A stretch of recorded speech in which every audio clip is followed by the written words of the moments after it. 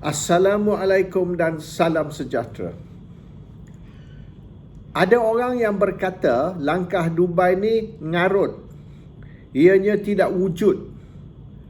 Cerita tentang langkah Dubai ni hanya spin ataupun perang saraf oleh JCOM ataupun pihak kerajaan. Ada orang berkata langkah Dubai ni wujud. Tapi mereka menafikan oleh kerana mereka tak mau perkara ni didedah terlampau awal. Maknanya belum sampai masa yang langkah Dubai ni boleh tekan butang, can press the trigger. Jadi mereka tak maulah benda ni bocor ataupun rahsia ini didedah terlampau awal sebelum ianya boleh berjaya. Takut nanti kena sabotage. Ada orang kata langkah Dubai ni memang wujud dan telah pun dilancar, has been launched, tapi gagal. Oleh kerana tidak dapat kerjasama dari Seri Paduka Baginda yang di-Pertuan Agong. Dan mereka kata perkara ni sekarang dalam tangan Agong. Adakah Agong setuju, tak setuju? Ini akan menentukan whether langkah Dubai ni berjaya atau gagal. Bermaknanya kalau gagal kerana Agong lah. Kerana benda ni sudah start tapi bergantung kepada Agong lah. Agong setuju ke tak setuju. Macam-macam. Ada juga yang berkata Agong telah refer sebab Agong sekarang ni, Tuanku Sultan Pahang ni akan bersara dan Tuanku refer benda ni kepada Agong akan datang. The incoming Agong iaitu Tuanku Sultan Johor. Maka bergantung kepada Sultan Johor. Jadi Sultan Johor dah beri warning atau signal yang Tuanku tidak mau terima mengadap. Sehingga Tuanku sudah ditabal secara Agong, ditabal sebagai Agong secara resmi. So macam-macam teori, macam-macam sebab ada yang even beritahu yang Tuanku minum teh baru ni dengan semua wakil rakyat sebagai satu signal bahawasanya there'll be no change. Tuanku akan kekalkan status quo. That's one more theory lah, which saya rasa mungkin tak lah. It's just a farewell tea party, bukan tak kena mengena dengan langkah Dubai yang sebenarnya. Anyhow, apa yang sebenarnya berlaku? Langkah Dubai ni ada ke tak ada? Dan telah dilancar atau masih menunggu dilancar?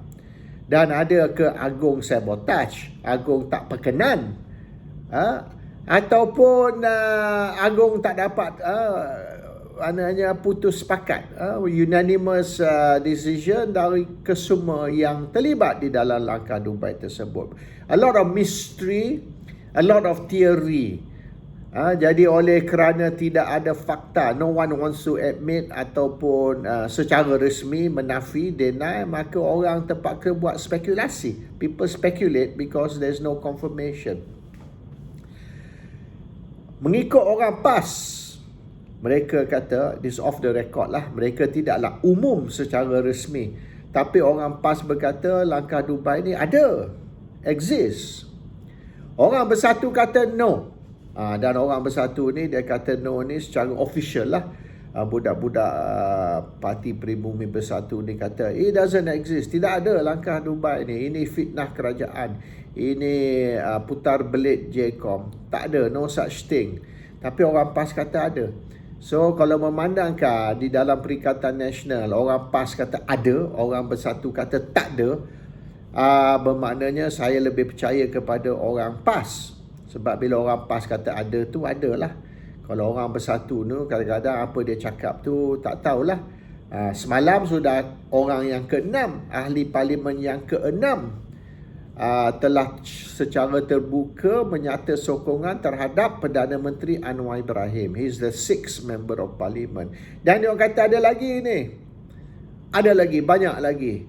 And dia kata di antara mungkin 8 hingga 10 dalam masa terdekat ni, 8 hingga 10 kesemuanya ahli parlimen Parti Pribumi Bersatu akan menyokong Anwar. So kadang-kadang kita kena ambil apa orang Bersatu cakap with a pinch of salt lah. Maknanya mungkin dia orang ada permainan ke tak tahulah, tapi kita tengoklah betul ke tak. 8 hingga 10 ke semuanya akhirnya ni akan lompat ke whatever, we have to wait and see lah. Tapi yang saya tahu, kalau ikut kita, ialah jangan kisah tentang apa mereka cakap lah, mereka nafi ke, confirm ke, desahkan ke, tak kisahlah. Apa yang mustahak ini hari Jumaat minggu lepas, Friday last week, ya.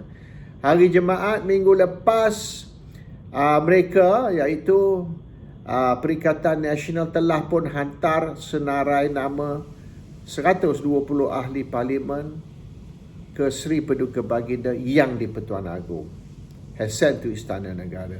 Itu sudah secara resmi, they have sent officially. Tapi mereka tidak umum lah. Mereka hantar maknanya secara resmi tanpa sesuatu pengumuman.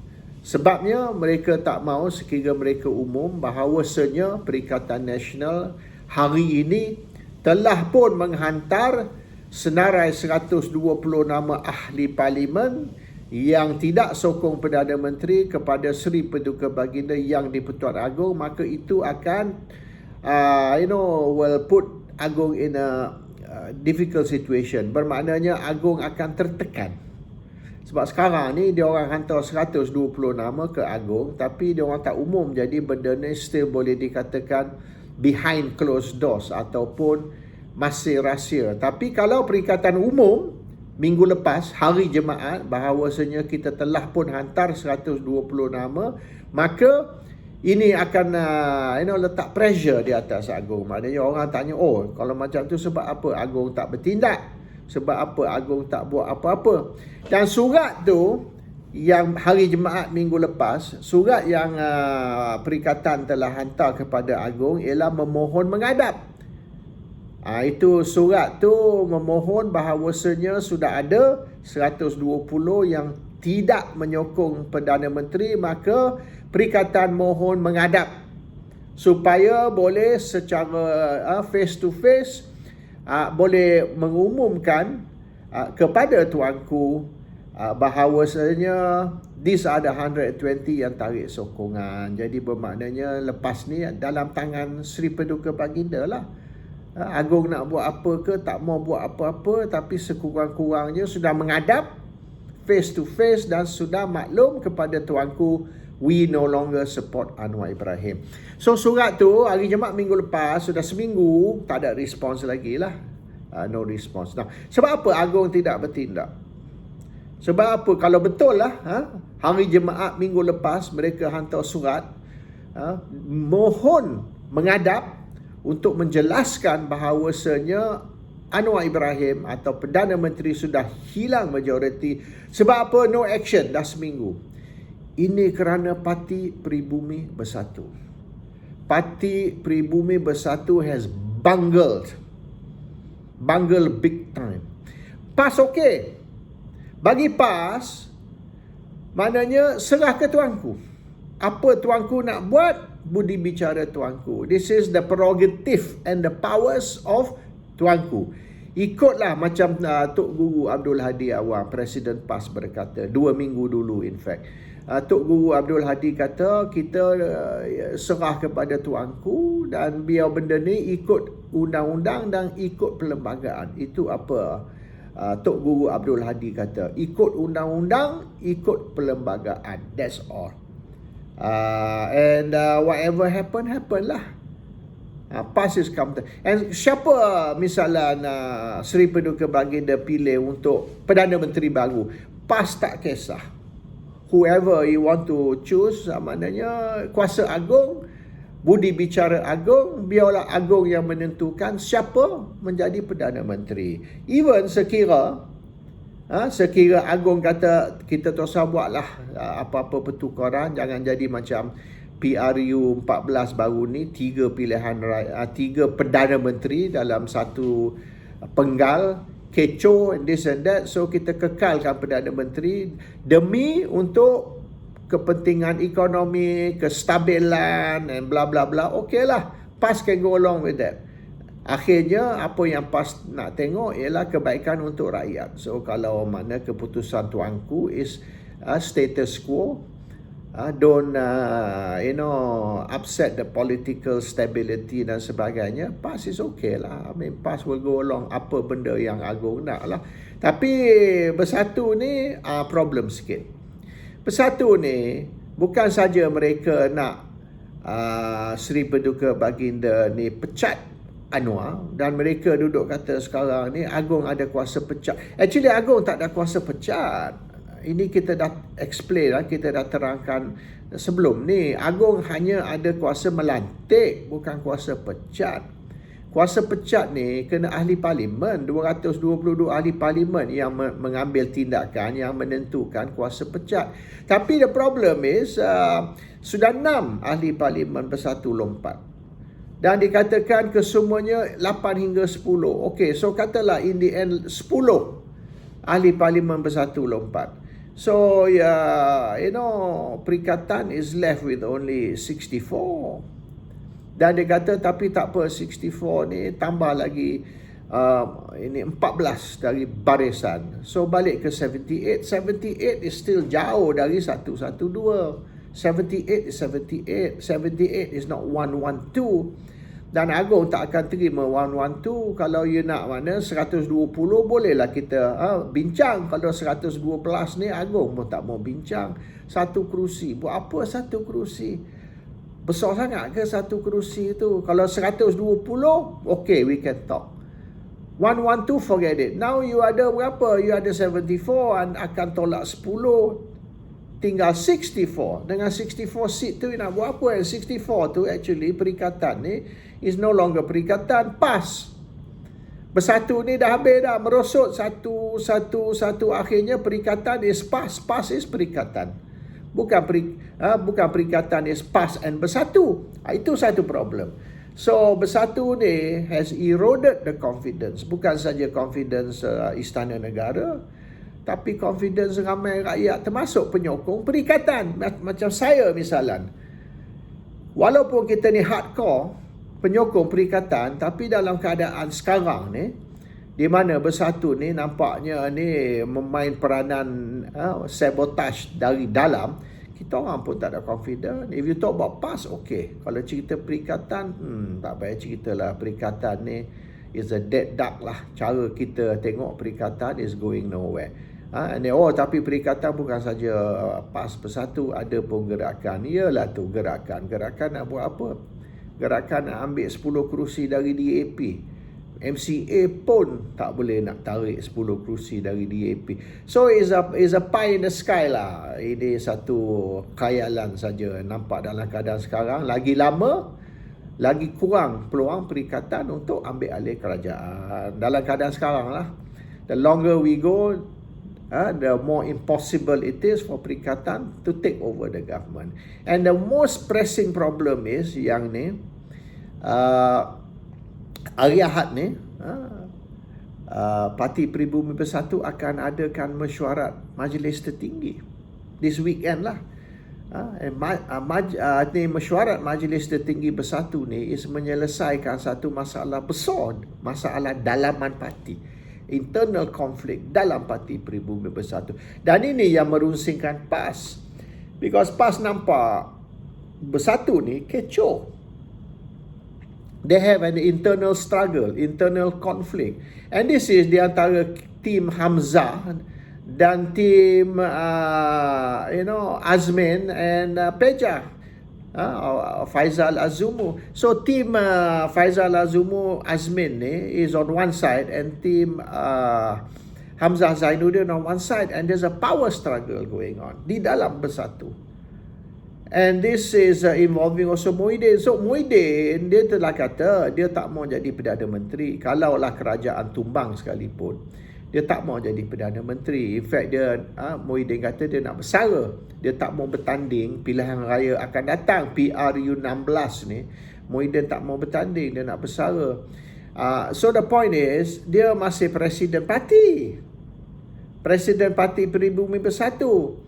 So sekiralah Muhyiddin tak mau pegang jawatan lagi, tim Hamzah ni rasa baik dia letak jawatan sekarang, bersara sekarang. Jadi dia kata dia tak mau, dia nak bersara lah, dia tak mau bertanding lah. Dan kalau kerajaan jatuh pun dia tak mau ambil alih sebagai Perdana Menteri lah, biar orang lain jadi Perdana Menteri. Tapi dia masih pegang jawatan Presiden Parti. So Tim Hamzah rasa kalau macam tu, awak tak mau jadi Perdana Menteri, awak nak bersara, awak tak mau bertanding, maka bersara sekarang lah. Jadi senang kita, maknanya ada satu tim baru ambil alih parti. Sebab sekarang you tak mau jadi ni, tak mau jadi tu, tapi you masih pegang Presiden. So sekarang ni di bawah ni ada dua grup.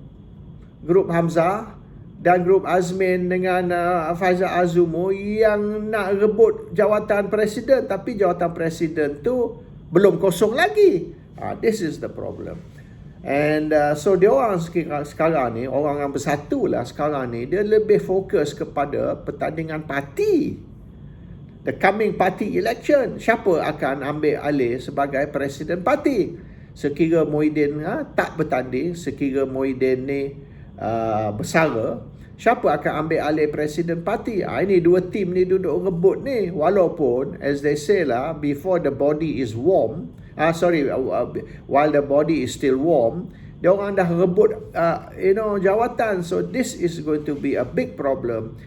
And dia orang dah, yang dua tim ni duduk rebut kuasa ni, tak kisah tentang nak jatuhkan kerajaan ataupun langkah Dubai ke whatever. Yang dia orang lebih fokus is pertandingan parti. Siapa akan memegang kuasa dalam parti selepas Muhyiddin tarik diri, selepas Muhyiddin retire ke pension ni, who's going to take over? So pasal tu they don't care too much now about langkah Dubai. They're more concerned tentang pertandingan parti. So this is where Muhyiddin pun oleh kerana tidak bertindak, maknanya umum saja, saya tak mau jadi Perdana Menteri, saya tak mau bertanding, saya nak bersara, tapi you duduk situ. And then budak kat bawah ni, this Azmin lah dan grup Azmin dan Hamzah dan grup Hamzah, dia orang berperang. This is why langkah Dubai pun terkandas. Langkah Dubai ni boleh dikatakan is being sabotage by team A, team B sekarang di dalam bersatu. So this is a big problem. And orang banyak duduk blame Agong. Apa benda ni, dia orang dah menghadap, dia orang dah mohon untuk nak menghadap tuanku, untuk nak ni, but the problem is, tuanku tengok kecoh ni. Kalau sekira betul lah grup NTPM ni ada majority, tapi their majority is not united. Their majority is divided. Ada camp PAS, ada camp Team A bersatu, ada camp Team B bersatu. And don't forget, dalam you punya so-called majority tadi, you sendiri ada hanya 60 lebih. Orang you banyak dah lari dan banyak lagi akan lari tak lama lagi. So you bergantung kepada siapa? You bergantung kepada Barisan Nasional ataupun UMNO. Tapi UMNO, dia orang tak akan setuju kalau Azmin ataupun Hamzah dilantik sebagai Perdana Menteri. Muhyiddin tak mau dah. PAS pun tak mau. PAS pun kata biarlah orang lain jadi Perdana Menteri. Tok Guru Abdul Hadi not interested. So Tok Guru Hadi not interested, Muhyiddin not interested. Yang interested ni geng Azmin, tim Azmin dengan tim Hamzah, tapi mereka berperang. So kalau Hamzah naik, tim Azmin tak happy. Kalau Azmin naik, tim Hamzah not happy. So tak boleh bagi sesiapa. You bagi Hamzah, tim Azmin memerontak. You bagi tim Azmin, you bagi Azmin, tim Hamzah memerontak. So you kena bagi ke UMNO. Siapa pula dalam UMNO nak bagi? Ismail Sabri, Hishamuddin Hussein, problem lagi. So in the end, isu mengganti Anwar Ibrahim ni no longer about the issue of siapa dapat majority. Nothing to do with that issue. The issue is, kalau betul lah tarik sokongan dari Anwar, siapa akan jadi PMXI? They cannot agree on that. And dia orang lebih rela, ini puak-puak ni, dia lebih rela Anwar tidak ditumbangkan, dia lebih rela Anwar terus sebagai Perdana Menteri daripada Anwar jatuh dan orang ni atau orang ni ambil alih dari Anwar sebagai PMXI. In other words, dia lebih rela Anwar kekal daripada Anwar jatuh dan orang lain ambil alih sebagai Perdana Menteri dan bukan mereka sendiri. They are very selfish. So bermaknanya they are very happy. Semualah tim-tim ni, baik orang UMNO, baik bersatu tim A, baik bersatu tim B, they are very happy if Anwar stays as Prime Minister, remain as Prime Minister, daripada musuh mereka dalam parti menjadi Perdana Menteri. Itulah tabiat orang politik. Lebih baik maknanya jangan sesiapa dapat daripada musuh saya dapat. Tapi ialah, this has been, boleh dikatakan budaya orang Melayu lah. Pasal tu orang Melayu ni, kalau orang Melayu ni dapat, dia orang dengki. Orang Melayu tu dapat, dia orang dengki. Akhir dia kata, biarlah dapat ke China senang. Assalamualaikum. Salam sejahtera.